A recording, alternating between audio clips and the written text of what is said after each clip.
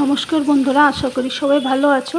আজকে আমার রেসিপি হচ্ছে সুজি আর নারকেলের একটা রেসিপি, খুব সুস্বাদু। চলো শুরু করি। তার জন্য প্রথমে নারকেলগুলিকে এভাবে আমি খুলে নিয়েছি। নেওয়ার পর একটু মিক্সচার মেশিনে গ্রেট করে নিয়েছি আর একটু সামান্য গুড় দিয়ে তার মধ্যে আমি যখন গুড়টা জাল হয়ে যাবে তখন নারকেলগুলিও দিয়ে দেব। নারকেলগুলি দেওয়ার পর যখন সব উপকরণ একসাথে মিশে যাবে তখন নামিয়ে নেব, ঠান্ডা করে নেব। আরেক পাশে 2 কাপ পরিমাণ সুজি নিয়েছি। একটু ঘি দিয়ে ভেজে নেব সুজিটা।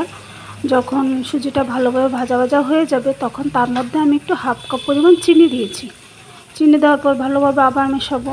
মেশার পর আমি এখানে জল দিয়ে ব্যবহার করছি, আমি এখানে দুধ ব্যবহার করছি না। যখন এভাবে একটু টান টান হয়ে যাবে তখন এটা নামিয়ে নেব, নামিয়ে ঠান্ডা করে নেব।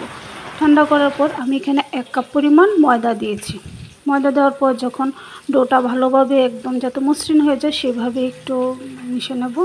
মিশিয়ে নেওয়ার পর আমি এখানে একটু সাদা তেল দিয়ে তার মধ্যে এভাবে পুরটা বানাবো। তোমরা যে কোনো শেপে বানাতে পারো।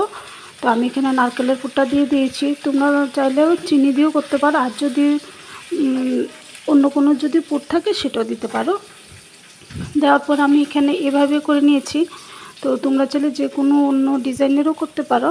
আর তার মধ্যে আমি একটু কাঁটা চামচ দিয়ে একটু কেটে কেটে দিয়েছি যাতে ফেটে না যায় বা ভেঙে না যায়। বাস আমি কয়েকটা করে নিয়েছি। নেওয়ার পর আমি একটু সাদা তেল দিয়ে এটা ভাজবো। এটা যখন ভাজা হয়ে যাবে খেতেও বেশ খুব ভালো লাগে। তোমরাও অবশ্যই ট্রাই করে দেখবে কীরকম লাগে তোমাদের। ভালোই লাগবে নিশ্চয়ই। সুস্থ থেকো, ভালো থেকো।